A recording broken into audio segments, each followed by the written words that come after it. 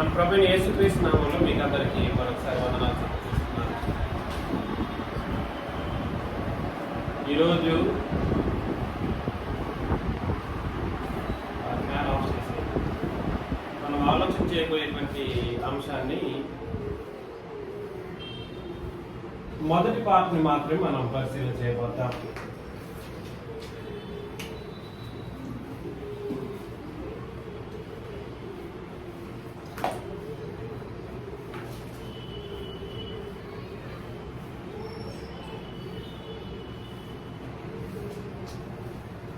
Part 1 మాత్రమేనండి. ఇది కూడా చాలా పెద్ద సబ్జెక్ట్, చెప్పుకుంటూ పోవచ్చు. కాబట్టి గుర్తించి గ్రహించండి. అంధకారము వెలుగు.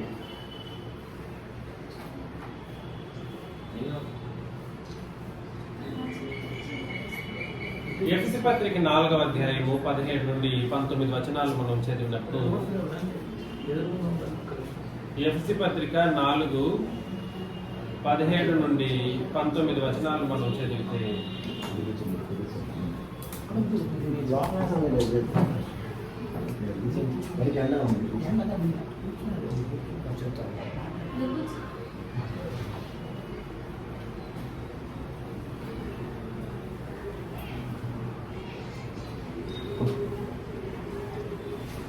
కాబట్టి అన్ని జనులు నడుచుకున్నట్లు మీరు ఇక మీద నడుచుకున్న వల్లదని ప్రభువునందు సాక్ష్యం ఇస్తున్నాను. వారైతే అంధకారమైన మనసు గలవారై తమ హృదయ కాఠిన్యం వలన తమలోనున్న అజ్ఞానము చేత దేవుని వలన కలుగు జీవముల నుండి వేరుపరచబడిన వారై తమ మనస్సునకు కలిగిన వ్యర్థతను అనుసరించి నడుచుకొనిచున్నారు. వారు సిగ్గులేని వారినై ఉండి నానా విధమైన అపవిత్రతను అత్యాశతో జరిగించుటకు తమను తామే కామకత్వమునకు అప్పగించుకొని అని అన్నారు అన్నమాట. కాబట్టి అన్యజనులు నడుచుకున్నట్లు మీరు ఇక మీదట నడుచుకున్న వాళ్ళని ప్రభువు నందు సాక్ష్యం ఇచ్చుచున్నాను. వారైతే అంధకారమైన మనసు గలవారై వారి హృదయ కాఠిన్యము వలన తమలోనున్న అజ్ఞానము చేత దేవుని వలన కలుగు జీవముల నుండి వేరుపరచబడిన వారై. ఎంత మాటలు చెప్పేశాడో, చాలా చాలా చాలా కీలకమైనటువంటి మాటలు చెప్పేశాడు. ఏమిటి? అన్ని జనులు అనబడినటువంటి జనాలు ఎవరైతే ఉన్నారో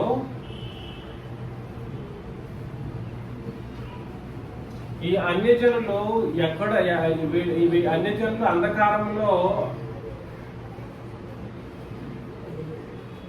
అంధకారమైన మనసు కలిగిన వాళ్ళుగా ఉంటారు. వాళ్ళు అంధకారంలో ఉన్నారు అని తెలియజేయడంతో పాటుగా వాళ్ళ యొక్క గుణ లక్షణాలను తెలియజేస్తూ ఉన్నాడు. ఏమిటి వాళ్ళ యొక్క గుణ లక్షణాలు అనంటే ఏమిటండి? వాళ్ళ మనసు అంధకారమై ఉంటది, వాళ్ళ హృదయము కఠినంగా ఉంటుంది. ఆ తర్వాత తమలో ఏముంటుంది? అజ్ఞానం ఉంటుంది. తర్వాత దేవుని వలన కలుగు జీవముల నుండి వేరుపరచబడిన వారై ఉంటారు. తమ మనసునకు కలిగిన వ్యర్థతను అనుసరించి నడుచుకొనడం, నడవడిక. సో మనుషులు అన్యజనులు అనబడిన వాళ్ళు ఎలా నడుస్తారో తెలియజేశాడు. అంధకారం అంటే ఏంటిదో మనం ఊహించాల్సిన అవసరం లేదు. అంధకారం అంటే నడవడికకు సంబంధించింది. అంధకారం అనేది దేనికి సంబంధించింది? నడవడికకు సంబంధించింది. అందుకని అన్యజనులు నడుచుకున్నట్లు అని అన్నాడు. ఎట్లాగా? అన్యజనులు నడుచుకున్నట్లు మీరు ఇక మీదట నడుచుకున్న వలదని ప్రభువునందు సాక్ష్యం ఇచ్చుచున్నాను. తమలో నుండి అజ్ఞానం చేత దేవుని వల్ల జీవంలో నుండి వేరుపరచబడిన వారై అన్యజనులు లేదా పాపులు అని చెప్పబడినటువంటి వాళ్ళలో ఏమి లేదు అని అంటే వాళ్ళు ఏం చేయబడి ఉంటారంటే జీవములో నుండి ఏం చేయబడి ఉంటారు? వేరుపరచబడి ఉంటారు.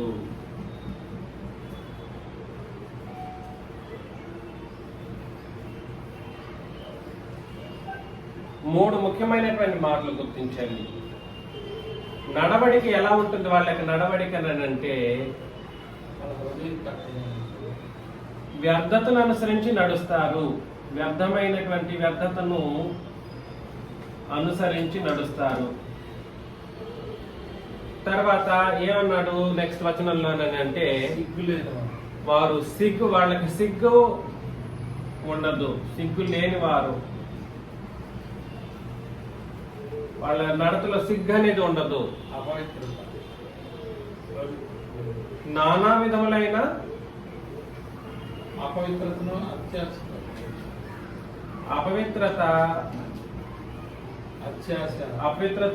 అత్యాశతో జరిగిస్తారు.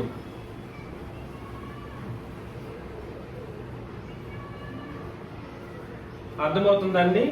ఈ అపవిత్రతను అత్యాశతో జరిగించేదాన్ని నెక్స్ట్ మాటలు అక్కడ దాన్ని తమ్మును తామే కామకత్వానికి అప్పగించుకుని అంటారు. ఈ నడవడిక ఇలా ఉంటే అన్ని జనులు ఎలా ఉంటారు అని అంటే వాళ్ళ నడవడికను చూస్తే ప్రతిదీ వ్యర్థంగా చేస్తూ ఉంటారు, వ్యర్థంగా తిరుగులాడతారు, వ్యర్థంగా కార్యక్రమాలు చేస్తూ ఉంటారు. ఎందుకు చేస్తున్నారో వాళ్ళకి తెలియని పరిస్థితి. వాళ్ళు ఏ పని చేసినా కూడా సరే సిగ్గు అనేది వాళ్ళకి ఉండదన్నమాట. ఎవరైనా చూస్తారు, ఎవరైనా ఏమైనా అనుకుంటారు అనేటువంటి పరిస్థితి ఉండదు, సిగ్గు లేని వాళ్ళుగా ఉంటారు. నానా విధములైనటువంటి అపవిత్రమైనటువంటి కార్యాలను చాలా అత్యాశతో జరిగిస్తూ ఉంటారు అనమాట. వాళ్ళ నడవడికి అలా ఉంటది. ఈ కార్యక్రమాలను చేయడం వల్ల వాళ్ళ నుండి దేవుడు ఏం చేస్తాడంటే దేవుని వల్ల కలుగు జీవముల నుండి వాళ్ళు ఏం చేయబడతారు? వేరుపరచబడతారు. దీనినే ఏమంటారంటే అంధకారంలో బ్రతకడం అని అంటారన్నమాట. అంధకారంలో బ్రతకడం. అన్ని జనులు లేదా పాపులు అనబడినటువంటి వాళ్ళ యొక్క సంగతి ఇలాగుంటుంది. రోమీయులకు రాసిన పత్రిక 13వ అధ్యాయంలో రోమీయులకు రాసిన పత్రిక 13 నేను ఇంతకు ముందే చెప్పాను. రోమా పత్రిక అనేది సంఘానికి రాయబడినటువంటిది కాదు. ఎవరికి రాయబడింది కాదు? రోమీయులకు రాసిన పత్రిక అనేది ఎవరికి రాయబడింది కాదు అని అంటే సంఘంలో సంఘంలో చేర్చబడడానికి సిద్ధంగా ఉన్న వాళ్ళకి రాయబడింది. మరలా నేను చెప్తున్నాను, ఎవరికి రాయబడింది అని అంటే రక్షణకు సిద్ధంగా ఉన్నవాళ్ళు. రోమా పత్రిక ఎవరికి?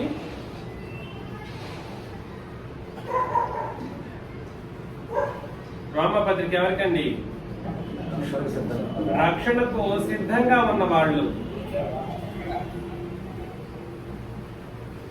అర్థం చేసుకోండి. మ్యూట్ లో పెట్టండి, మ్యూట్ లో పెట్టి మాట్లాడుకోండి.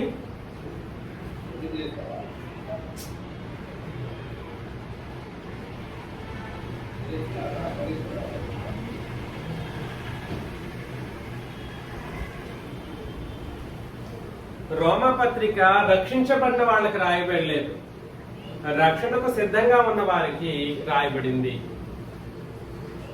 సో మొదటి అధ్యాయంలోనే మనం చదివినట్లయితే రోమా పత్రిక మొదటి అధ్యాయంలో ఎవరికి రాయబడిందో అక్కడ తేటగా మాట్లాడటం మనం గమనిస్తాం. నేను వచనాలు చెబుతాను, మీరు ఉతారుగా చూడండి. ఇది నేను పత్రికను వివరించే ధోరణిలో మాట్లాడట్లేదు, ఒక అవగాహన కొరకు నేను తీసుకెళ్తూ ఉన్నాను. 3వ వచనం 7వ వచనంలో 6వ వచనంలో ఈయన నామము నిమిత్తము సమస్త జనులు విశ్వాసములకు విజయులగినట్లు ఈయన ద్వారా మేము కృపను అపోస్తలత్వమును పొందితిమి. మీరును వారిలో ఉన్న వారై యేసుక్రీస్తు వారుగా ఉన్నటకు పిలువబడి ఉన్నారు. మీరును వారిలో ఉన్నవారై. వారెవరు? మీరంటే ఎవరు, వారంటే ఎవరు అంటే 2వ వచనంలో దేవుని సువార్త నిమిత్తం ప్రత్యేకింపబడిన పౌలు రోమాలో ఉన్న దేవుని ప్రియులందరికీ అనగా పరిశుద్ధులుగా ఉండుటకు పిలువబడిన వారందరికీ శుభమని చెప్పి వ్రాయునది అని అన్నాడు అనమాట. కాబట్టి పరిశుద్ధులుగా ఉండుటకు పిలువబడిన వాళ్ళు అంటే ఎలా పిలువబడిన వాళ్ళు? సువార్తను అందించడం ద్వారా ఎవరైతే పిలువబడ్డారో వాళ్ళు ఇంకా సువార్తను విన్నారు కానీ అంగీకరించారు కానీ బాప్తిస్మం అయితే పొందుకోలేదు, అదేవిధంగా రక్షణ అయితే పొందుకోలేదు. అందుకని మీరును వారిలో ఉన్న వారే అంటే వీళ్ళు కూడా సంఘంలో వెళ్ళి కలుసుకుంటూ ఉన్నారు, వారితో ఉన్న వారి క్రీస్తు వారుగా ఉన్నట్టుగా పిలువబడి ఉన్నారని తెలియజేశాడు. కాబట్టి అక్కడ మనం ముఖ్యంగా గుర్తించవలసిన వచన భాగం ఏమిటంటే 13లో, సహోదరులారా, నేను ఇతరులైన అన్ని జనుల్లో ఫలము పొందినట్లు మీలో కూడా ఫలం ఏదైనా పొందవలనని అనేక పర్యాయములు మీ అంతకు రానుద్దేశించింది కానీ ఇది వరకు ఆటంకపరచబడింది. ఇది మీకు తెలియకున్నట్టు నాకు ఇష్టం లేదు. గ్రీసు దేశస్థులకును గ్రీసు దేశస్థులు కాని వారికి జ్ఞానులకును మూఢులకును నేను రుణస్థులను కాగా నా వలనైనంత మటుకు రోమాలోని మీకును సువార్త ఎవరికి ప్రకటిస్తారండి? రక్షించబడిన వాళ్ళకే, రక్షించబడని వాళ్ళకా? రక్షించబడని వాళ్ళకి సువార్త ప్రకటిస్తారు. రక్షించబడిన వాళ్ళకి ఏం ప్రకటిస్తాము?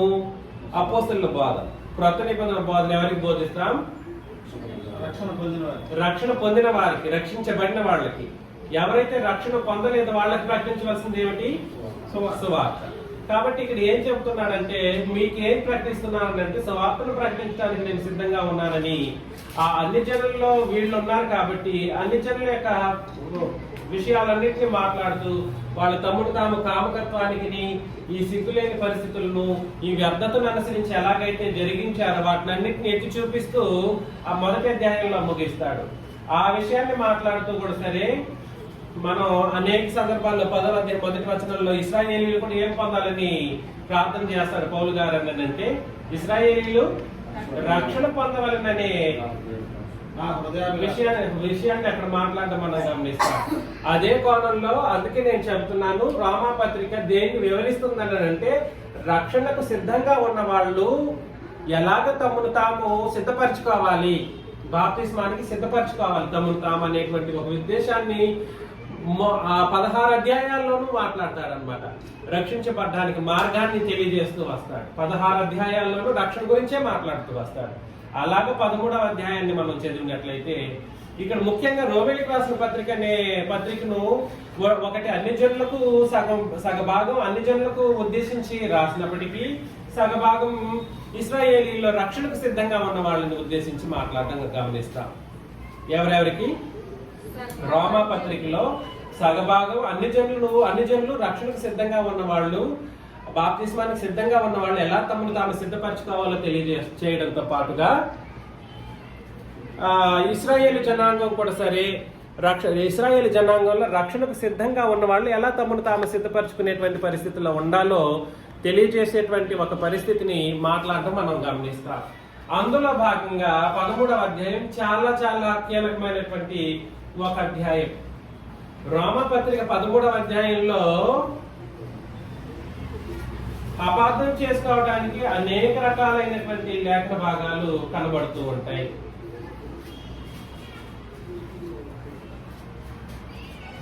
నేను 7 నుండి చదువుతున్నాను, 8 నుండి చదువుతున్నాను. ఒకరినొకడు ప్రేమించుట విషయంలో తప్ప మరేమీ ఎవరికి అచ్చి ఉండవద్దు. పొరుగువాణిని ప్రేమించేవాడి ధర్మశాస్త్రమును నెరవేర్చిన వాడు. కాబట్టి పొరుగువాణిని ఏం చేయాలి? ప్రేమించాలి. ప్రేమిస్తే ధర్మశాస్త్రాన్ని నెరవేర్చిన వాడు అవుతాడు. ఎలాగనగా వ్యభిచరించవద్దు, నరహత్య చేయవద్దు, దొంగిలవద్దు, ఆశింపవద్దనున్నవియు మరి ఏ ఆజ్ఞను ఉన్నాయల్లా అదియు నిన్ను వల్ల నీ పొరుగువాన్ని ప్రేమింపవలనను వాక్యంలో సంక్షేపముగా ఇమిడి ఉన్నది. ప్రేమ పొరుగువానికి కీడు చేయదు కనుక ప్రేమ కలిగి ఉండుట ధర్మశాస్త్రమును నెరవేర్చుటయే అని అన్నాడు. ఇక్కడ ఒక ముఖ్యమైన విషయం మనకు అర్థం కావాలి. అయితే మనం కూడా ధర్మశాస్త్రాన్ని నెరవేర్చాలనా అనే నెక్స్ట్ ప్రశ్న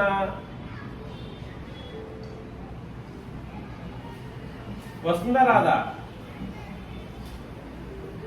వస్తుందా రాదండి? అంటే పాత నిబంధనలు మనం కూడా ఏం చేయాల్సి వస్తుంది? నెరవేర్చాల్సిన అవసరం వస్తుంది. అందుకని ఇక్కడ నేనేం చెప్పడానికి ప్రయత్నం చేస్తున్నానంటే సందర్భం అనేది మనకు అర్థం అవ్వాలి. 10 నుండి మీరు ఇశ్రాయేలీల రక్షణకు సంబంధించిన విషయాలు మాట్లాడడం ఎక్కడ నుండి 10 నుండి రోమపత్రిక 10 నుండి 16 అధ్యాయాల వరకు కూడా సరే ముఖ్యంగా ఇశ్రాయేలీలను ఉద్దేశించి వాళ్ళ యొక్క రక్షణ ఏ విధంగా సాధ్యమవుతుందో ఆ విషయాన్ని మాట్లాడటం మనం గమనిస్తూ వస్తాం. కాబట్టి ధర్మశాస్త్రాన్ని నెరవేర్చాలన్నటువంటి వాళ్ళని ఉద్దేశించి మాట్లాడుతున్నప్పుడు మీరు ధర్మశాస్త్రాన్ని నెరవేర్చాలనుకుంటే ఏం చేయాలి? జంతు బలులు, ఆ బలి, ఈ బలి చేయాల్సిన అవసరం లేదు. మీరు ధర్మశాస్త్రాన్ని నెరవేర్చాలనుకుంటే ఏం చేయాలని అన్నాడు? మీ పొరుగు వాణిని ప్రేమించండి అనే ఉద్దేశాన్ని ఎవరికి మాత్రమే తెలియజేస్తూ మాట్లాడుతున్నాడంటే సంఘానికి కాదు. మరలా ఇది ఇక్కడ తప్పుల కాలేస్తారు, మనం కూడా జరిగించాలి అన్నట్లుగా. నేను అందుకే చెప్పాను, రక్షణకు సిద్ధంగా ఉన్న వాళ్ళకి రాయబడింది కానీ సంఘానికి అది అర్థం చేసుకోండి. మరలా వీళ్ళు ధర్మశాస్త్రాన్ని అంత ప్రాణాతి ప్రాణంగా ప్రేమిస్తూ జరిగిస్తే ధర్మశాస్త్రం ప్రకారం జరిగించాలన్నటువంటి ఉద్దేశాన్ని కలిగినప్పుడు మీరు ఒకవేళ ధర్మశాస్త్రాన్ని నెరవేర్చాలి అనుకున్నారా, నెరవేర్చండి. కాకపోతే ఎలా నెరవేర్చాలి? దాన్ని ఎలా నెరవేర్చాలి? పొరుగు వాడిని ప్రేమించి నెరవేర్చుకోండి అని వాళ్ళకి చెబుతూ 11లో, మరియు మీరు అని అంటే సంఘం కాదు, మరలా అక్కడ చెప్తున్నాను, దయచేసి గుర్తించండి. మరియు మీరు కాలమును ఎరిగి, అది చాలా చాలా ఇంపార్టెంట్. కాలాన్ని ఎరగండి. ఇంకా ధర్మశాస్త్రం నెరవేర్చాలి అనుకుంటున్నారే మీరు, నెరవేర్స్తే ఎలా నెరవేర్చాలి? ప్రేమించి నెరవేర్చండి. కాకపోతే మీకు తెలియదు మరియు అని అంటే అర్థం ఏమిటంటే అది పై వచనానికి ఏం చేస్తుంది? కలుపుతుంది. మరియు మీరు కాలము నెరిగి నిద్ర మేలుకొని వేళ అయినదని తెలుసుకోండి. ముఖ్యంగా అర్థమవుతుందా? కాలాన్ని ఎరగండి. ధర్మశాస్త్రం అనేది కొట్టివేయబడింది, ఇంకనూ మీరు దాన్నే పాటించాలన్నటువంటి ఉద్దేశంతో మీరు ఏం చేస్తున్నారు? ఆ పాత నిబంధనలోనే మాకు రక్షణ ఉంది, అదే మేము మమ్మల్ని పరలోకానికి నడిపిస్తుంది అన్నటువంటి ఒక ఆలోచనలో ఉన్నారు. కాబట్టి మీరు కాలాన్ని ఎరగండి. కాలాన్ని ఎరిగి ఏం చేయాలి? నిద్ర మేలుకొను వేళ అయినదని తెలుసుకొని అలాగు చేయుడి. మనము విశ్వాసమైనప్పటికంటే ఇప్పుడు అండర్లైన్ చేసుకోండి, ఇప్పుడు రక్షణ మనకు మరీ సమీపముగా ఉన్నది అని అన్నాడు అన్నమాట. నేను మరలా చెబుతున్నాను, రక్షణ అనేది క్రొత్త నిబంధనకు సంబంధించింది. రక్షణ అనేది దేనికి సంబంధించింది? ఇప్పుడు రక్షణ మనకు మరీ సమీపముగా ఉన్నది. అంటే ఇశ్రాయేలీయులను ఉద్దేశించి మాట్లాడుతూ, అయ్యా ఈ ధర్మశాస్త్రాన్ని నెరవేర్చాలి అనుకుంటున్నారు, ధర్మశాస్త్రాన్ని మీరు నెరవేర్చే పరిస్థితి అయితే ఉంటే ప్రేమించి నెరవేర్చేసుకోండి. కాకపోతే మీరు కాలాన్ని ఎరగాలి, అది ముఖ్యమైనది. ఏ కాలం అది? ఈ ధర్మశాస్త్రాన్ని కొట్టివేసిన సంగతి మీకు తెలియాలి. ఈ కాలంలో ఆ రక్షణ, పాత నిబంధన రక్షణ అనేది చెల్లుబాటులో లేదు. ఏ కాలంలో? క్రొత్త నిబంధన కాలంలో పాత నిబంధన రక్షణ అనేది చెల్లుబాటులో ఉందా? లేదు. కాబట్టి నిద్ర మేలుకో. ఇంతవరకు నిద్రపోయారు మీరు. నిబంధనను, క్రొత్త నిబంధన అర్థం చేసుకోకుండా ఏం చేశారు మీరు? నిద్ర మేలుకొని వేళ అయినదని తెలుసుకొని అలాగూ చేయండి.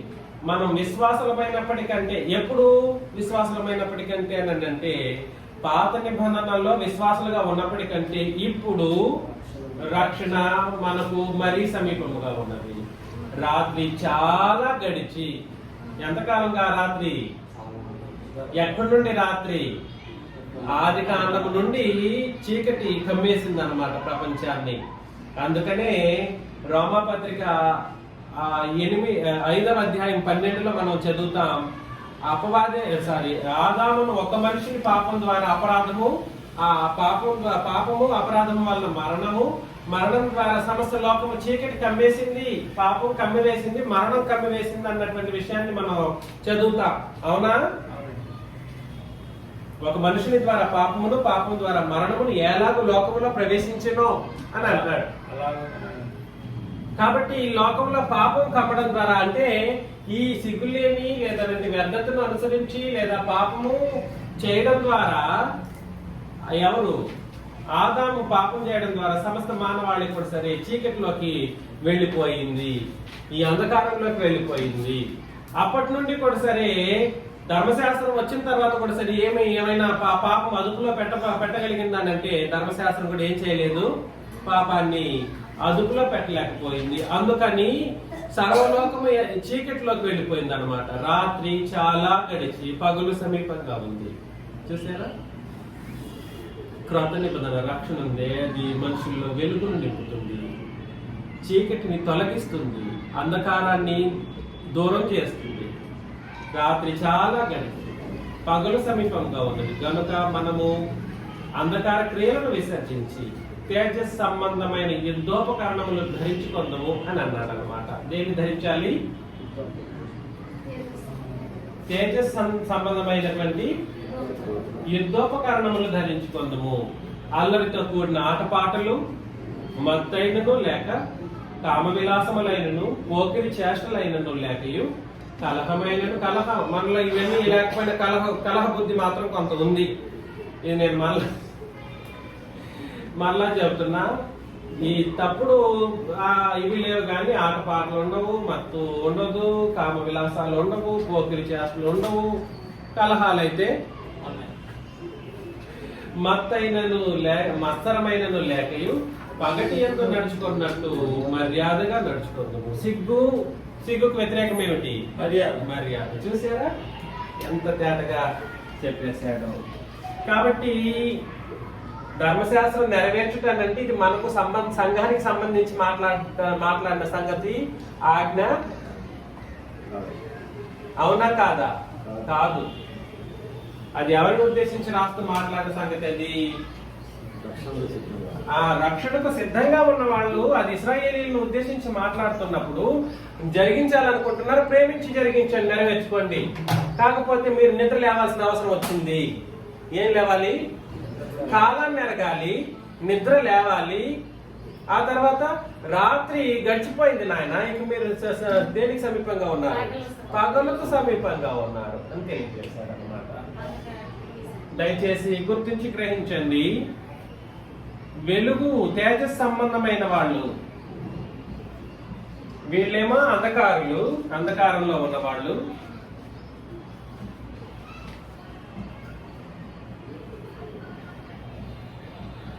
తేజస్ సంబంధమైన వారు, తేజస్ సంబంధమైన వాళ్ళు ఎలా ఉంటారో నెక్స్ట్ వచనంలో మనం చదివేసాం కదండి, మరొకసారి చదువుతాం. ఈ వీళ్ళలో ఏం ఉండదు అని అంటే వీళ్ళెవరో ఈ కాలము, ఇది కాలము దేనికేనంటే ఆది కాలం నుండి కూడా సరే ఎక్కడి వరకు అండి? శిలువ మరణం వరకు రాత్రి, శిలువ నుండి పగలు.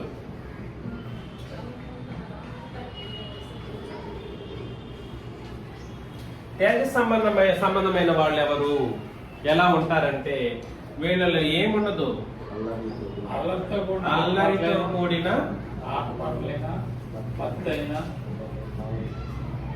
ఆటపాటలు, మత్తులో ఉండరు, తాగరు, తాగి తందనాలాడరు. తర్వాత కామ విలాసం ఉండదు, పోకిరి మాటలు మాట్లాడరు, ఏముండదు? కలహం, మత్సర పడతారు. అబ్బా వాళ్ళు బాగున్నారబ్బా, వాళ్ళకి అవసరమా అన్నట్లుగా మత్సర పడుతూ ఉంటారు. తర్వాత వీళ్ళు ముఖ్యంగా మర్యాదస్తులుగా ఉంటారు. ఎలాంటి వాళ్ళు? మర్యాదస్తులుగా ఈ తేజస్ సంబంధమైన వాళ్ళు ఉంటారు. అల్లరితో కొన్ని ఆటల పాటలు ఉండవు, మద్దతులు ఉండవు, కామ విలాసము ఉండదు, పోకిరి ఉండదు, కలహం ఉండదు, మత్సరం ఉండదు. వీళ్ళు మర్యాదస్తులుగా ఉంటారు. కాబట్టి వీళ్ళు ఏం పొందాలి? ఎవరైనా కూడా సరే, ఇశ్రాయేలీలు కూడా సరే, మీకు రక్షణ సమీపంగా ఉంది, మీరు కాలాన్ని ఎరగండి, మీరు నిద్ర మత్తుల నుండి లేవండి అని ఆ ఇశ్రాయేలు ప్రజల్లో ఉన్నటువంటి వాళ్ళకి తెలియచేయటం మనం గమనిస్తాం. మెట్టుకు ప్రభువైన క్రీస్తు యేసుని ఏం చేయాలి? వాళ్ళు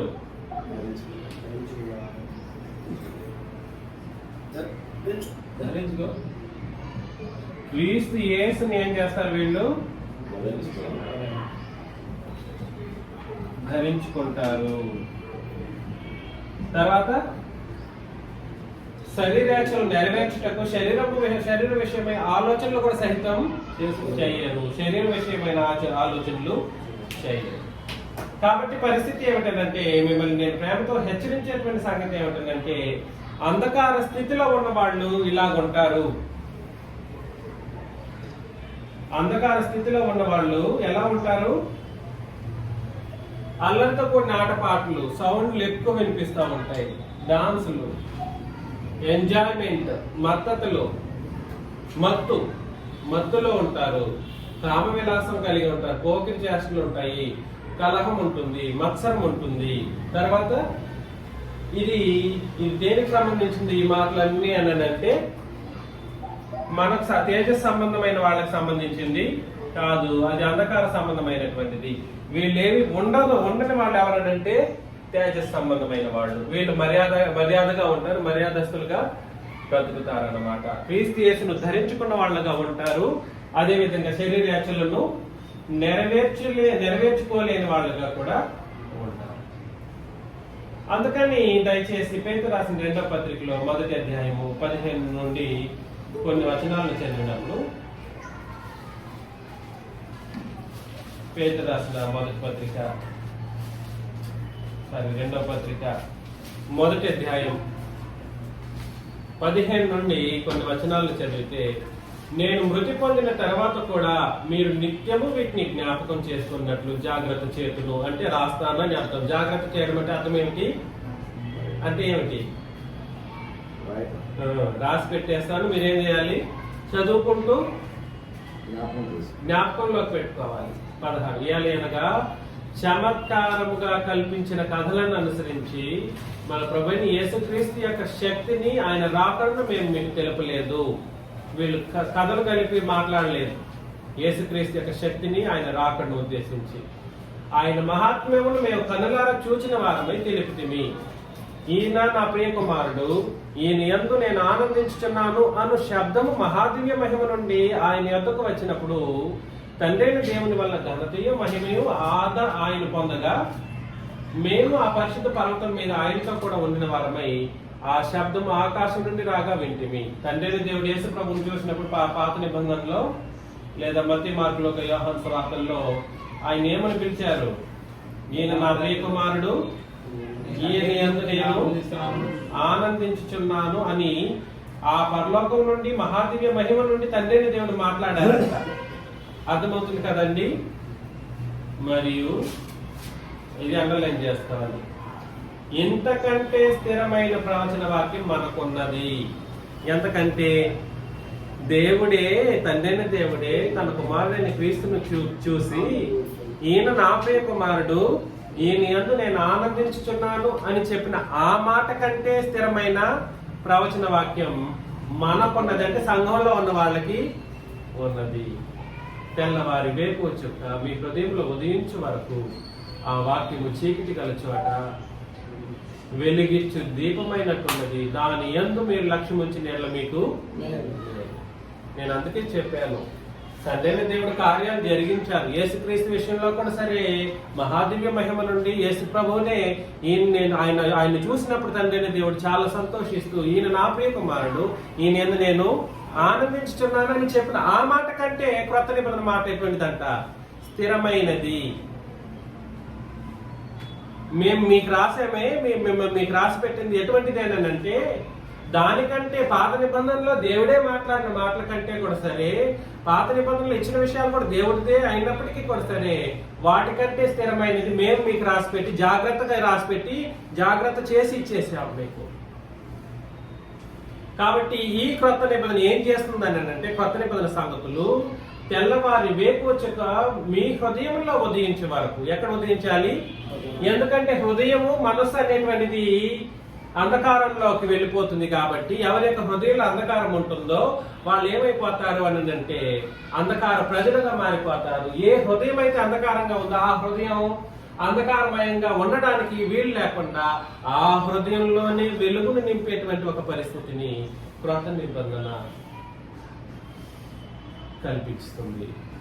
కాబట్టి తెల్లవారి వేకువ చుక్క మీ హృదయములలో ఉదయించు వరకు ఆ వాక్యము, అంటే క్రొత్త నిబంధన వాక్యము చీకటి గల చోటున వెలిగించి దీపమైనట్టున్నది. దాని యందు మీరు లక్ష్యం ఉంచిన ఎడల మీకు మేలు. ఎటువంటి మేలు అంటే పరలోకానికి నడిపించే అంత మేలు మీకు జరిగిపోతుంది అన్నటువంటి సుస్పష్టమైనటువంటి విషయాన్ని మనం గమనించాలి. ఎందుకనంటే మరలా చెబుతున్నాను, ఆది కాండం నుండి కూడా సరే శిలువ వరకు రాత్రి గడిచిపోయింది. చాలా కాలం గడిచిందంటే ఇది ఎంతకాలం గడిచింటుంది అని అంటే దాదాపు 5000 సంవత్సరాల కాలం పాటు రాత్రి గడిచింది. ఇప్పటికి 2000 సంవత్సరాల కాలం పాటు పగలు నడుస్తూ ఉంది. ఈ రాత్రి పగలను గుర్తించలేని జనాంగం ఎట్లా ఉంటుందని అంటే పరిస్థితి, 66 పుస్తకాలను బట్టి నేను రక్షించబడతాను, 66 పుస్తకాలు నన్ను వెలిగిస్తుంది అన్నటువంటి ఉద్దేశంతో అంధకారంలో కూరుకుపోవడాన్ని మనం గమనించవలసినటువంటి బాధ్యత మనకుంది. కాబట్టి మిమ్మల్ని ప్రేమతో హెచ్చరిస్తున్న విషయం ఏమిటంటే, నంబర్ 1 ఏమిటంటే అన్ని జనుల యొక్క స్థితిగతులు ఆలోచన చేశాం. 2 లేదా పాపుల యొక్క స్థితిగతులు ఎలా ఉంటాయి, అదేవిధంగా తేజస్ సంబంధమైన వాళ్ళు ఎలా ఉంటారో మనం పరిశీలన చేశాం. తేజస్సుకు కారణం ఏమిటంటే ఏమిటి? క్రొత్త నిబంధన మాత్రమే. నీలో వెలుగును నింపగలిగేది నీ మనసులో కానీ నీ హృదయంలో కానీ వెలుగును నింపి నిన్ను రక్షించి మేలు చేసేటువంటి నిబంధన కేవలం క్రొత్త నిబంధన అన్న సుస్పష్టమైనటువంటి విషయాన్ని మనం అందరం గుర్తించాం. సంతోషం. గుర్తించలేని వాళ్ళు ఈ అంధకార క్రియలు లేకుండా మనం బ్రతకవలసినటువంటి పరిస్థితి ఉంది అన్నటువంటి సంగతిని అర్థం చేసుకోవాలి. ఈ క్రొత్త నిబంధన యేసుక్రీస్తు మరణంలో వచ్చినప్పుడు ఏం చేశాడో మనం ఆలోచన చేస్తాం. మనం అందరం కూడా సరే ఒకప్పుడు ఈ మరణంలో అంధకార సంబంధమైనటువంటి మరణంలోను అపవాది చెరలోను మనం కూడా కూరుకుపోయినటువంటి పరిస్థితులు ఉన్నాయి ఒకప్పుడు. అయితే ఆ సంగతి ఇప్పటికీ ఉందానంటే ఇప్పటికీ లేదు. ఎందుకనంటే దయచేసి గుర్తించండి, దేవుడు తెలియజేసినటువంటి విషయాలు ఎలా ఉన్నాయో గమనించినట్లయితే కొలసి పత్రికలో మొదటి అధ్యాయం 7 నుండి 14 వచనాలను మనం చదివినట్లయితే, కొలసి పత్రిక మొదటి అధ్యాయం 7 నుండి 14. ఎపఫ్రాను మా ప్రియుడైన తోటి దాసుడు వలన మీరు ఈ సంగతులను నేర్చుకుంటే అతడు మా విషయంలో నమ్మకమైన క్రీస్తు నేను చదివేస్తాను. అతడు ఆత్మయందలి మీ ప్రేమను మాకు తెలిపినవాడు. అతడు ఆత్మయందలి మీ ప్రేమను మాకు తెలిపినవాడు. అందుచేత ఈ సంగతి వినిన నాటి నుండి మేమును మీ నిమిత్తం ప్రార్థన చేయుట మానక మీరు సంపూర్ణ జ్ఞానమును ఆత్మ సంబంధమైన వివేకము గలవారును ఆయన చిత్తమును పూర్ణముగా గ్రహించువారునై ప్రతి సత్కార్యములో సఫలగుచు దేవుని విషయమైన జ్ఞానమందు అభివృద్ధి పొందుచు అన్ని విషయముల్లో ప్రభువును సంతోషపెట్టినట్లు ఆయనకు తగినట్లుగా నడుచుకొనవలెనని ఆనందముతో కూడిన పూర్ణమైన ఓర్పును దీర్ఘశాంతమును కనపరిచినట్లు ఆయన మహిమ శక్తిని బట్టి పూర్ణ బలముతో బలపరచబడవలెనని. 12 తేజవాసులైన పరిశుద్ధుల స్వాస్థ్యంలో పాలివారగుటకు మనల్ని పాత్రలుగా చేసిన తండ్రికి మీరు కృతజ్ఞతాస్తుతులు చెల్లింపవలెనని దేవుని బ్రతిమాలుతున్నాను. ఆయన మనలను అంధకార సంబంధమైన అధికారముల నుండి విడుదల చేసి తాను ప్రేమించిన తన కుమారుని యొక్క రాజ్య నివాసులుగా చూసారా. ఒకటి అంధకార సంబంధమైన అధికారం,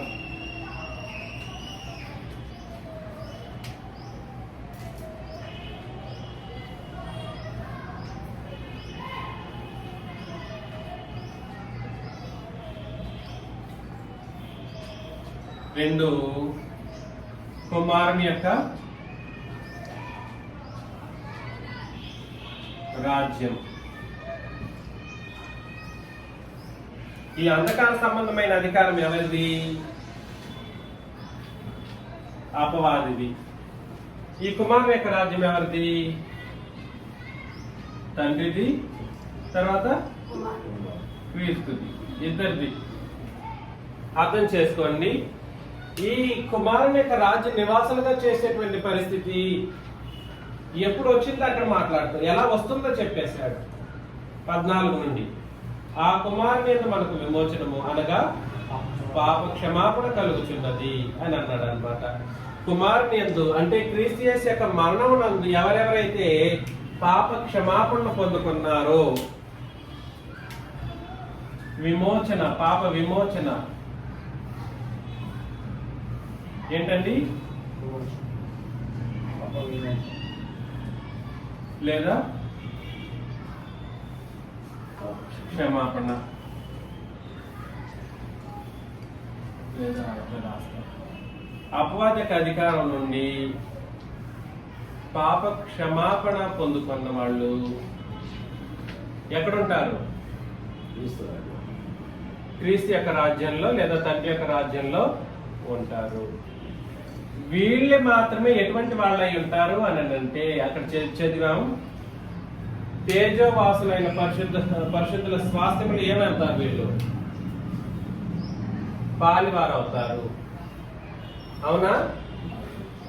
తేజోవాసులు ఎవరండి? తేజోవాసులు అంటే అర్థం ఏమిటి?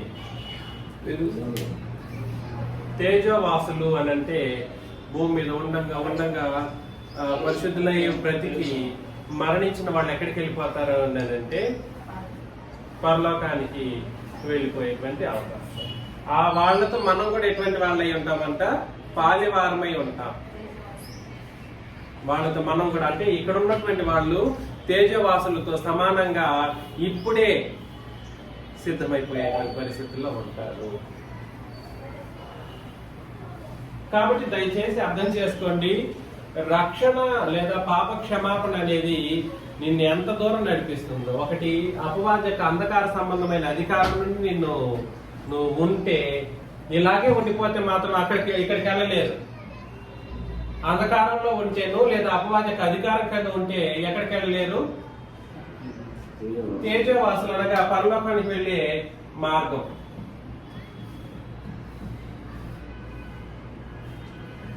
పరలోకంలో వాళ్ళలాగా మనం బ్రతకలేము. అక్కడికి వెళ్ళే అవకాశాన్ని మనం కోల్పోతాం.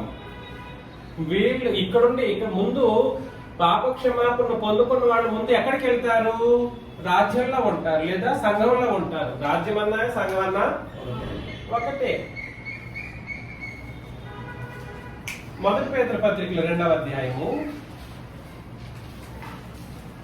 మొదటి పేతురు పత్రిక 2:9లో, అయితే మీరు చీకటిలో నుండి ఆశ్చర్యకరమైన తన వెలుగులోనికి మిమ్మల్ని పిలిచిన వారి గుణాతిశయములను ప్రచురం చేయ నిమిత్తము ఏర్పరచబడిన వంశమును, రాజులైన యాజక సమూహమును, పరిశుద్ధ జనమును, దేవుని సొత్తైన ప్రజలనై ఉన్నారు అని అన్నాడు అనమాట. కాబట్టి సంఘములో ఉన్న వాళ్ళ యొక్క క్యారెక్టరిస్టిక్స్ ఎలా ఉన్నాయనంటే, చీకటిలో నుండి ఆశ్చర్యకరమైన తన వెలుగులోనికి పిలిచాడు. ఇక్కడ వద్దు నాయన, అపవాది యొక్క అంధకార అధికారంలో ఉండొద్దు, ఇక్కడ ఉండకూడదు, మరి ఎక్కడికి వచ్చేసేయాలి? వెలుగులోనికి వచ్చేసేయండి. ఇక్కడ వెలుగుంది. ఎక్కడ వెలుగుంది? కుమారుని రాజ్యంలో. రాజ్యం మొత్తం వెలుగు. ఈ అపవాది యొక్క అధికారం అంటే ఇది కూడా ఒక రాజ్యమే, అపవాది రాజ్యమే. ఇది మొత్తం చీకటి. ఇందులో నుండి మనం ఏం చేయాలి? పాప క్షమాపణ పొందుకున్నప్పుడు ఏం చేయబడతామని అంటే, సంఘంలోను వెలుగులోనికి మనం ఏం చేయబడతాము? వచ్చేస్తాం. వీళ్ళు ఏం చేస్తారు? ఇక్కడ ఉన్న వాళ్ళంటే ఆ పిలిచిన వారి యొక్క గుణాతిశయములను ప్రచురం చేస్తారు. చేయడం కొరకు వారు ఏర్పరచబడిన వంశంగా ఉంటారు. రాజులైన యాజక సమూహం, స్త్రీయే కావచ్చు పురుషులే కావచ్చు, రాజులుగా ఉంటారంట. ఇందులో కులానికి సంబంధించినటువంటి ప్రస్తావన లేదు. అందరూ రాజులే, పరిశుద్ధమైనటువంటి జనం. కాబట్టి వీళ్ళు ఎంత పరిశుద్ధమైన వాళ్ళుగా ఉంటారో, దేవుని సొత్తైన ప్రజలునై ఉంటారు. కాబట్టి చీకటిలో నుండి వెలుగులోనికి పిలువబడ్డం అంటే పాప క్షమాపణ పొందుకోవడం ద్వారా వెలుగులోనికి రావడం. ఈ పాప క్షమాపణకు అనేక పేర్లు ఉన్నాయి. ఒకటి రక్షణ అని నిన్న ఆలోచన చేశాం మొత్తం, అవునా? లేదా బాప్తిసం అని, తర్వాత పాప విమోచనని, ఇలాగా అనేక మాటలతో మనం గ్రంథస్థం చేయబడినటువంటి కొత్త నిబంధన సంగతులను నేను సెకండ్ సెషన్ లో పరిశీలన చేశాం. మిమ్మల్ని నేను ప్రేమతో హెచ్చరిస్తున్న విషయం ఏమిటంటే, ఇక్కడ ఉన్న వాళ్ళ మీరు అయితే అపవాది శివాని దూతలకు ఏర్పాటు చేసినటువంటి లేదా అపవాదికి ఏర్పాటు చేసినటువంటి అగ్నిగుండంలో వెళ్ళి పడిపోవడం.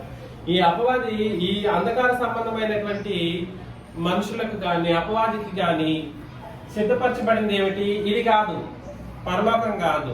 తేజస్సులో ఉండవలసిన యోగ్యత కూడా వాళ్ళకి లేదు. వాళ్ళు ఎక్కడికి వెళ్ళిపోతారని అంటే, ఎక్కడికి వెళ్ళిపోతారు చదివితే ప్రకటన గ్రంథంలో 20 అధ్యాయం 10 నుండి, ప్రకటన గ్రంథం 20 అధ్యాయం 8 నుండి మనం చదివినట్లయితే, 20 అధ్యాయం 8 నుండి, భూమి నలుదిశలయందున్న జనములను లెక్కకు సముద్రపు ఇసుక వలె ఉన్న గోగు మాగోగు అన్న వారిని మోసపరిచి వారిని యుద్ధములకు పోగు చేయుటకై వాడు బయలుదేరును. వీడి రాజ్యంలో ఉన్న వాళ్ళని ఏం చేస్తాడు? వీడు యుద్ధానికి వేడి సిద్ధపరుస్తాడు. దేనికండి? యుద్ధములకు వీడి రాజ్యంలో ఉన్న వాళ్ళని సులభంగా సునాయాసంగా తీసుకొచ్చి రెడీ చేసుకుంటారనమాట. ఎట్లా? మోసం చేసి, నువ్వు నమ్మిందే కరెక్ట్లే అన్నట్లుగా చేస్తాడనమాట. అది మోసం. బైబిల్ అంటే మోసపోయారని అర్థం అనమాట. బైబిల్ అంటే ఏమయ్యారు? బైబిల్లో ఉన్న విషయాలు అని అన్నారనుకోండి, ఏమయ్యారు? అదే బైబిలే కదండి, అదే దేవుడే, అదే క్రీస్తే అన్నట్లు కంటే మాత్రం మోసపోయారు. ఎట్లా అపవాది మోసపరుస్తాడంటే, నిన్ను మోసపరిచే వాళ్ళు కూడా ఉన్నదాన్ని ఒరిజినల్ ఒకటి ఉంటుంది, దానికి దాదాపు సమానమైన ఇంకో ఇంగ్రీడియంట్, ఇంకో విషయాన్ని, ఇంకో వస్తువుని తీసుకొచ్చినప్పుడు ఏం చేస్తారు? రెండు ఒకటే కనబడతా ఉంది, కానీ అక్కడెక్కడో ఒక చిన్న డాట్ ఏదో మిగిలిపోయి ఉంటది అనమాట. అలాగా మోసం చేస్తారనమాట మనుషులు. డూప్లికేట్, ఒరిజినల్ రెండు ఎలా ఉంటాయి చూడడానికి? దాదాపు సమానంగానే ఉంటాయి. అప్పుడే మోసపోతారన్నమాట. అందుకని అదే బైబిలే అన్నారనుకోండి, అదే వాక్యమే అన్నారనుకోండి, అక్కడే నువ్వు మోసపోయావు. కాబట్టి జరిగిస్తే ఈ రక్షణ లేదా ఈ బాప్తిస్మము లేదా పాప క్షమాపణ అనేది దేనికి సంబంధించింది? క్రొత్త నిబంధనకు సంబంధించింది అయితేనే నువ్వు తప్పించుకున్నావని అర్థం. లేదంటే మీరు సులభంగా అపవాది ఏం చేస్తాడంటే, అదే బైబిలే అన్నట్లుగా నిన్ను బోధించి నిన్ను దేవుడే అపవాది ఏం చేస్తాడు? మోసం చేసి తన వైపు తీసుకెళ్లిపోయేసి యుద్ధములకు పోగు చేస్తాడు. వారు భూమి అంతటా వ్యాపించి పరిశుద్ధుల శిబిరమును వీళ్ళు ఏం చేస్తారు? చూసారా? మరలా చెప్తున్నాను చూడండి. దీనికి మరొక పేరు ఏమిటంటే, సంఘానికి పరిశుద్ధ శిబిరం. అర్థం చేసుకోండి, పరిశుద్ధ శిబిరం. తర్వాత ప్రియమైన పట్టణం.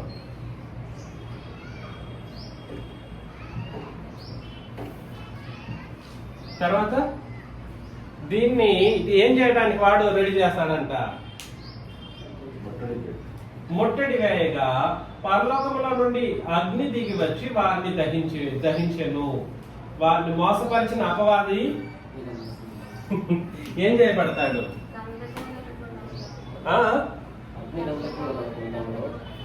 అగ్ని గంధకం. గుండం అని అంటే చిన్న గుండం లాంటిది కాదు, సూర్యుడు లాంటి సూర్యుడిని, కొన్ని వేల సూర్యుడిని సహితం కరిగించగలిగేంత అగ్నిగుండం అది. సూర్యుడు లాంటి సూర్యుడిని, కొన్ని వేల సూర్యుడిని కలిపినా కూడా సరే, సూర్యుడు లాంటి సూర్యుడిని కరిగించగలిగేంత అగ్ని గంధకం కలిగిన గుండం అది. కాబట్టి దయచేసి గుర్తించండి, ఆ గుండంలో ఎవరు పడవేయబడతాడని అంటే అపవాది యుద్ధానికి రెడీ చేసినటువంటి ఆ జనం. వీళ్ళు ఎవరి మీద దండెత్తుతారు?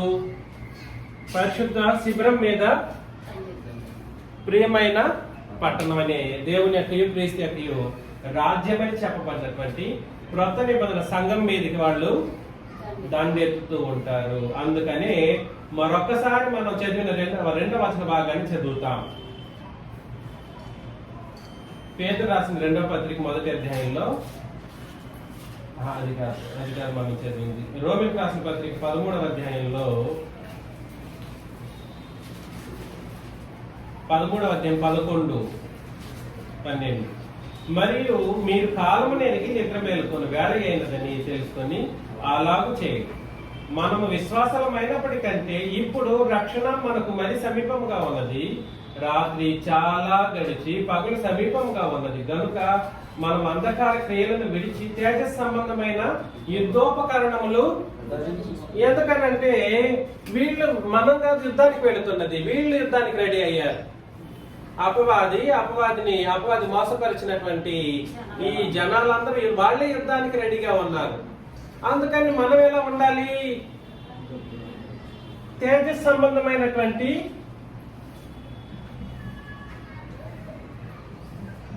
చెప్పండి, తేజస్ సంబంధమైన యుద్ధోపకరణములు ఏంటని చెప్పట్లేదు.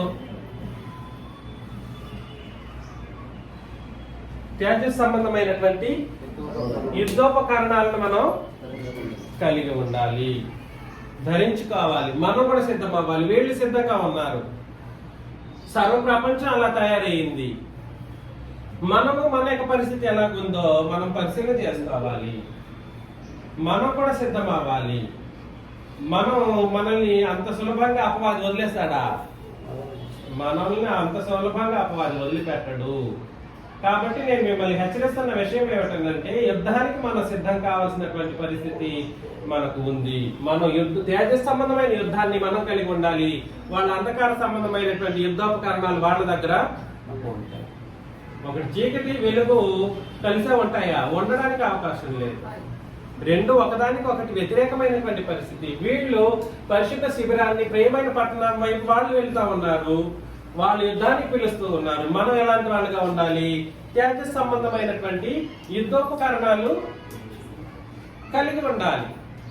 తేజస్ సంబంధమైనటువంటి యుద్ధోపకరణాలు కలిగి ఉండాలి. మనం కూడా ఏం చేయాలో తెలుసా? మనం ఆ యుద్ధోపకరణాలు కలిగి మాట్లాడకండి. ఏం మాట్లాడుతున్నారు? కొరింథీయులకు రాసిన 2వ పత్రిక 10వ అధ్యాయం 3 నుండి 7 వచనాలు చదివితే, కొరింథీయులకు రాసిన 2వ పత్రిక 10వ అధ్యాయం 3 నుండి 7. మేము శరీరధారులమై నడుచుకొనుచున్నను, శరీర ప్రకారం యుద్ధం చేయము. మనం ఎలాంటి యుద్ధం చేయము? శరీర ప్రకారము యుద్ధం చేయము. మా యుద్ధోపకరణములు శరీర సంబంధమైనవి కావు గాని దేవుని ఎదుట దుర్గములను పడద్రోయజాలినంత బలము కలవై ఉన్నవి. వీడు దుర్గాన్ని వీడు కట్టుకున్నాడు. మనదేమో పరిశుద్ధమైన శిబిరం, మనదేమో ప్రియమైనటువంటి పట్టణం. అయితే వీడు తనకంటూ దుర్గాలంటే కోటలు, చాలా పెద్ద పెద్ద కోటలు తయారు చేసి పెట్టుకున్నాడు. ఎక్కడికి వెళ్తే అక్కడ పెద్ద పెద్ద బిల్డింగ్లు కనబడతా ఉంటాయి అపవాదిని. ఆ బిల్డింగ్లు పడగొట్టడానికి వాస్తవానికి అలాంటి ఒక పెద్ద పెద్ద దుర్గాలను పడగొట్టడానికి మన దగ్గర శక్తి ఉందానంటే ఎస్, అంతకంటే శక్తివంతమైనది మన దగ్గర తేజస్సు సంబంధమైనటువంటి మనుషుల దగ్గర తేజస్సు కలిగినటువంటి యుద్ధోపకరణాలు ఉన్న కారణాన్ని బట్టి ఆ యుద్ధోపకరణములను పెట్టుకుని మనం ఏం చేస్తామని అంటే దేవుని ఎదుట దుర్గములను పడద్రోయ జాలినంత బలము కలవై ఉన్నది. మేము వితర్కములను దేవుని గురించిన జ్ఞానమును అడ్డగించు ప్రతి ఆటంకమును మనం ఏం చేస్తాము? పడద్రోసి ప్రతి ఆలోచనను క్రీస్తుకు లోబడినట్లు చెరపట్టి మనం ఏం చేస్తాము? ఇక్కడ ఉన్న వాళ్ళని అందరినీ మనం చెరపడతాం. ఎవరిని చెరపడతాం? అంధకారంలో ఉన్నటువంటి వాళ్ళని క్రీస్తు కొరకు చెరపట్టి తీసుకొస్తాం. చెరపట్టి దేవుని గురించి జ్ఞానం చెప్పేటువంటి వాళ్ళని ప్రతి ఒక్క ఆటంకాన్ని మనం ఏం చేస్తామంటే పడద్రోసేస్తాం. ప్రతి ఆలోచన ఏం చేస్తాము? క్రీస్తుకు లోపడినట్లు చెరపట్టి మీరు సంపూర్ణ విధేయతను కనపరిచినప్పుడు సమస్తమైన అవిధేయతకు ప్రతిదండన. ఎవరెవరైతే వీళ్ళు చెరపట్టినప్పటికీ రాలేకపోయారో ఆ అవిధేయులందరినీ మనం ఏం చేస్తామంటే ప్రతిదండన చేయటకు సిద్ధపడి ఉన్నాము అని అన్నారు. కాబట్టి సిద్ధమా? కాబట్టి వీళ్ళు యుద్ధానికి వీళ్ళు బాణాలు విసురుతున్నారు పరిశుద్ధ శిబిరం మీద, సంఘంలో ఉన్న వాళ్ళ మీద, పరిశుద్ధ పట్టణం మీద, ప్రియమైనటువంటి పట్టణం మీద. మనము తేజస్ సంబంధమైనటువంటి యుద్ధోపకరణాలు పెట్టుకొని మనం ఏం చేస్తామనంటే వాళ్ళ మీద మన యొక్క తేజస్సు కలిగినటువంటి వెలుగు బాణాలు విసురుతూ ఉన్నప్పుడు దేవుడి గురించినటువంటి జ్ఞానాన్ని వాళ్ళు కూలద్రోయడానికి వాళ్ళు ప్రయత్నం చేసినప్పుడు వాళ్ళని ప్రతి ఒక్కరిని ఆ బలంతో చంపివేస్తూ చెరపట్టుకుంటూ క్రీస్తుకు లోబడేటట్లుగా వాళ్ళని చెరపట్టి తీసుకొచ్చి ఈ రాజ్యంలో పడవేసేస్తాం.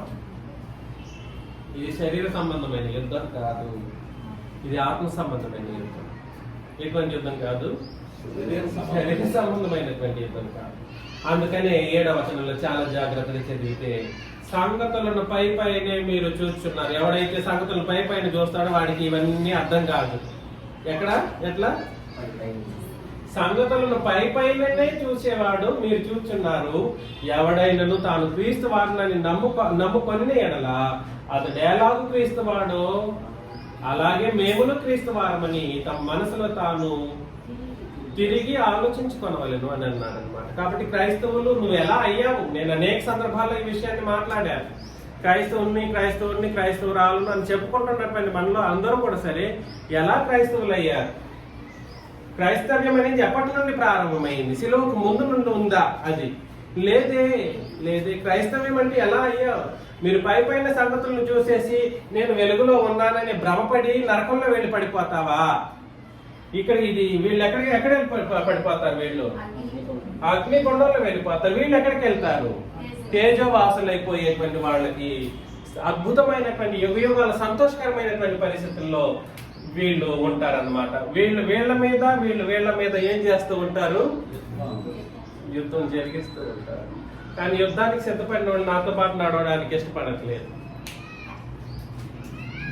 యుద్ధానికి సిద్ధమే గాని నడవడానికి కష్టపడుతూ ఉండడం బాధాకరమైనటువంటి పరిస్థితి.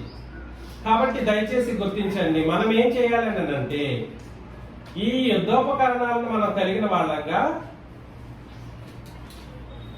8వ వచనంలో మరలా పడద్రోయటకు కాక మిమ్మల్ని కట్టుటికే ప్రభు మాకు అనుగ్రహించిన అధికారమును గురించి నేను ఒకవేళ కొంచెం అధికంగా అతిశయపడలేను, నేను సిగ్గుపరచబడను.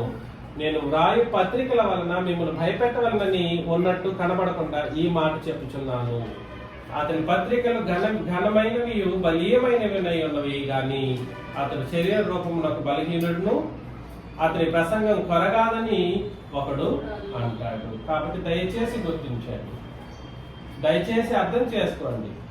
మనల్ని దేవుడు ఎలా సిద్ధపరుస్తున్నాడో మనం ఆలోచన చేయాలి. చీకట్లో ఉండవాళ్ళని కాదు, మనం చీకట్లో ఉండడానికి అవకాశం లేదు. చీకట్లో ఉంటే మనకు నష్టం కలుగుతుంది, వెలుగులో ఉంటే మనకు మేలు కలుగుతుంది, యుగాల మేలు. పరిశీలన చేసినట్లయితే చివరిగా ఒక వచనం చదివేసి మనం ముగించుకుందాం. యుద్ధోపకరణాలు ఎఫెసీ పత్రికలో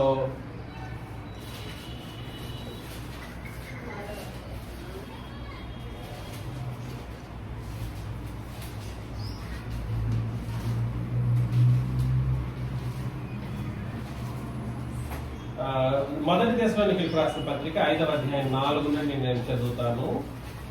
1 దశలోనికీయులకు రాసిన పత్రిక 5వ అధ్యాయం 4 నుండి, సహోదరులారా, ఆ దినము దొంగ వలె మీ మీదికి వచ్చుటకు మీరు చీకటిలో ఉన్నవారు. ఏ దినము? తీర్పు దినమనే ప్రభు దినం సిద్ధంగా ఉంది రావటానికి. ఆ దినము దొంగ వల్లే మీ మీదికి వచ్చుటకు మీరు చీకట్లో ఉన్నవాళ్ళు కాదు, మీరందరూ వెలుగు సంబంధులను పగటి సంబంధులనై ఉన్నారు.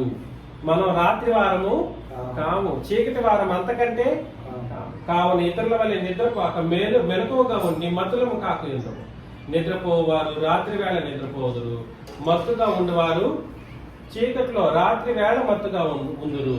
మనం పగటి వారమై ఉన్నాము గనుక మత్తులమై ఉండక యుద్ధోపకరణాలు చెబుతున్నాడు. ప్రేమ విశ్వాస ప్రేమలను కవచం, మనం వేసుకోవాల్సిన కవచాలు చెప్పేశాడు. యుద్ధోపకరణాలు ఏమిటండి? విశ్వాసం ఉంది, ప్రేమ లేకపోతే విశ్వాసం ఉంది, ప్రేమ ఒకరికొకరు ప్రేమించుకునే తత్వం లేకపోతే నువ్వు చీకట్లో ఉన్నావని తెలియజేయడం గమనిస్తాం. ప్రేమ మరలా చెబుతున్నాను, ఎవరైతే ప్రేమించట్లేదో సంఘములో ఉన్న వాళ్ళకి ఇంకొకరు ఎవరితోనైనా కూడా సరే వ్యతిరేక భావనలు కలిగి ఉంటే మాత్రం మీరు చీకట్లోనే ఉన్నారు. మీకు కవచం అనేది యుద్ధ కవచం ఒకటి లేదని అర్థం అన్నమాట. యుద్ధం చేయడానికి మీరు యోగ్యులు, మీకేమి లేదు, కవచం లేదు. అదేవిధంగా రక్షణ నిరీక్షణను శిరస్త్రాణం.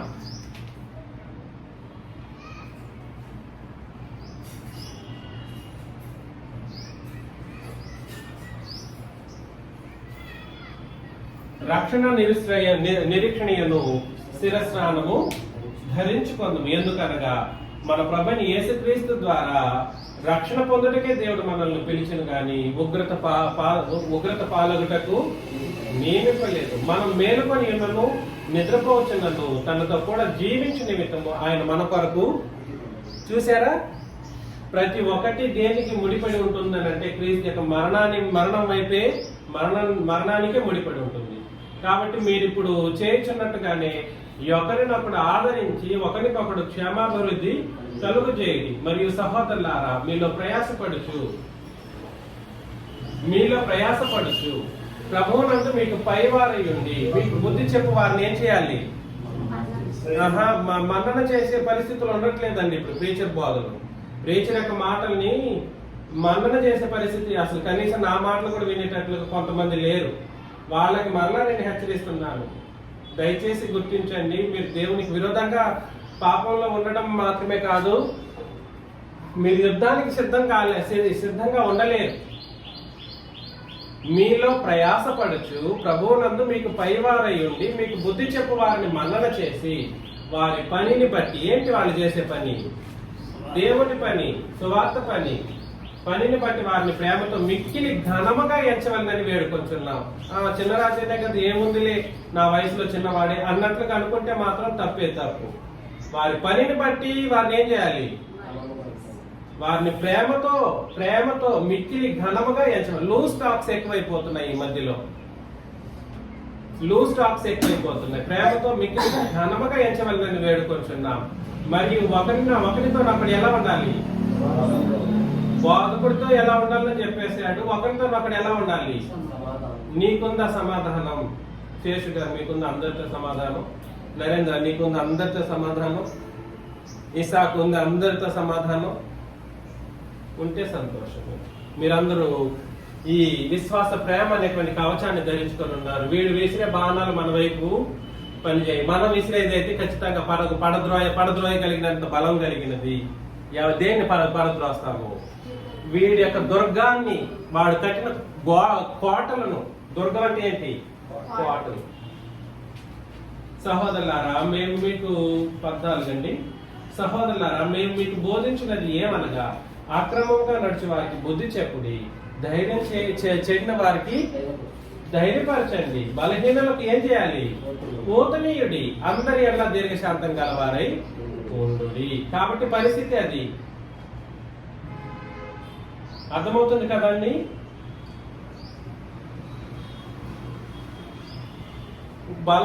బలహీనైన వాళ్ళు ఏం చేయాలి?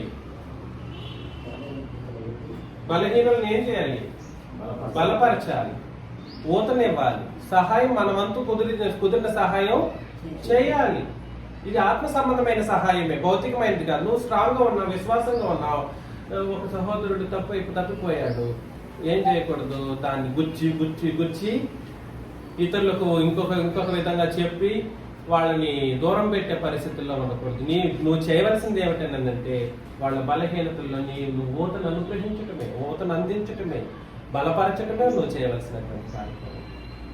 ఎందుకనంటే వాళ్ళ బలహీనతలను వాళ్ళ యొక్క చీకటి కార్యక్రమాలను మనం చూడలేము. ఒకవేళ చూసినా కూడా సరే అది ఏ కోణంలో చేశారన్నది తెలియదు. దాన్ని బయలుపరిచేది, చీకటి కార్యాలను బయలుపరిచేది దేవుడే కానీ క్రీస్తే కానీ మనం కాదు. చివరిగా 1 కొరింథీ 4వ అధ్యాయంలో 4 నుండి 5 వచనాలు చదివినప్పుడు, 1 కొరింథీ 4వ అధ్యాయం 4 నుండి 5 వచనాలు చదివితే, నా యందు నాకు ఏ దోషమును కానరాదు, ఆయనను ఇందువల్ల నీతిమంతుడిగా ఎంచబడము. నేను అనుకుంటాను నేను నీతిమంతుడినని. నన్ను విమర్శించేవాడు ఎవరు? ప్రభువే. కాబట్టి సమయం రాకమునుపు, ఏ సమయం? ప్రభు దినం అనే సమయం రాకమునుపు, అనగా ప్రభువు వచ్చే వరకు దేనిని గూర్చి మనం ఏం చేయకూడదు. అతను ఇలాంటి వాడు, ఇదే మాటలన్నీ, ఇదే మాటలు మన వాళ్ళలో కొంతమందికి, వాళ్ళు ఇలా వీళ్ళు అలా వాళ్ళలా కాదు. దేనిని గూర్చి తీర్పు తీర్చుకుని ఆయన అంధకారమందలి రహస్యములను వెలుగులోనికి తెచ్చి హృదయంలోని ఆలోచనలను బయలుపరచినప్పుడు ప్రతి వానికి తగిన మెప్పు దేవుని వలన. కాబట్టి రహస్యాలను తీసుకొచ్చేది అంధకారంలో చూసి, అంధకారంలో జరిగేది మనం చూస్తామా? మనం చూడం. ఆ రహస్యాలన్నీ దేవుడు క్రీస్తు దాన్ని వెలుగులోకి తెస్తారు. దేవుడు దానికి తగినటువంటి ప్రతిఫలాన్ని అనుగ్రహిస్తాడు. కాబట్టి దయచేసి ఈ విషయాన్ని గుర్తించండి. ఈ మనం ఎవరో కూడా సరే, ఇంకా చాలా వచనాలు ఉన్నాయి, అందుకనే పార్ట్ 1 అని రాశాను. చాలా సంగతులు మనం మాట్లాడగలం. గుండంలో పడద్రాయబడే వాళ్ళు ఎవరంటే అపవాది ఏర్పాటు చేసుకున్నటువంటి మోసపోయిన జనాంగం. అపవాది ఏర్పరచుకున్నటువంటి మోసపోయిన జనాంగం అంటే వాళ్ళందరూ మన మీద యుద్ధానికి సిద్ధమైనటువంటి వాళ్ళు. అయితే వాళ్ళు ఏం చేస్తారంటే పరిశుద్ధ శిబిరం మీదను ప్రియమైన పట్టణం మీద వాళ్ళు అగ్ని బాణాలు విసురుతూ ఉంటారన్నమాట. ఎఫ్ఎస్సీ పత్రిక 6వ అధ్యాయంలో కూడా మనం చదివినట్లయితే వాళ్ళు ఎలాంటి కార్యాలు చేస్తారో మనం చదువుతాం. 6 నుండి కూడా మనం లేఖన భాగాలు చదివినప్పుడు వాళ్ళు ఎటువంటి బాణాలు విసురుతారు, అగ్ని బాణాలు విసురుతారు, ఇంకా శోధనకు సంబంధించిన కార్యక్రమాలు చేస్తారు, అన్ని విషయాలు జరిగిస్తారు. కాకపోతే మనం కూడా సరే వాళ్ళని దాన్ని మనం తట్టుకోవడానికి కవచము మరియు శిరస్త్రాణానికి సంబంధించినటువంటి ఆత్మ సంబంధమైనటువంటి యుద్ధోపకరణాలు లేదా తేజస్ సంబంధమైనటువంటి యుద్ధోపకరణాలను మనం ధరించుకొని ఉన్నట్లయితే ఇవన్నీ మన మీదకి రావు. పడినా కూడా సరే కవచం ఉంది కాబట్టి ఏమి చేయలేదు. అయితే మనం కూడా ఈ దుర్గాలను పడగొట్టే విధంగా సిద్ధపడాల్సిన అవసరత ఉంది. దానికి ఏకైక సంగతి ఏమిటంటే క్రీస్తు మృతి నుండి లేవడం ద్వారా ఏర్పాటు చేయబడినటువంటి క్రొత్త నిబంధన. ఏంటిది? దాని ప్రకారం మనం భూమి మీద బ్రతుకుతూ భూమి మీద జరిగిస్తూ ఉండాలి. 2 ముఖ్యమైనది ఏమిటంటే ఈ కార్యక్రమాలు జరిగించేటప్పుడు ముందు నడిచేది బోధకుడు అయితే ఆ బోధకుడు చెప్పే ప్రతి ఆత్మ సంబంధమైన మాటలను ఎలా వినాలి? ప్రేమతో విని ఘనంగా వాళ్ళని ఎంచి వాళ్ళతో పాటు మనం ముందుకు సాగుతూ యుద్ధంలో వెళుతూ ఉంటే ఎంతటి గొప్ప కోటలైనా కూడా సరే, అపవాది కట్టిన కోటలైనా కూడా సరే మనం ఏం చేయగలము? పడద్రోయగలము.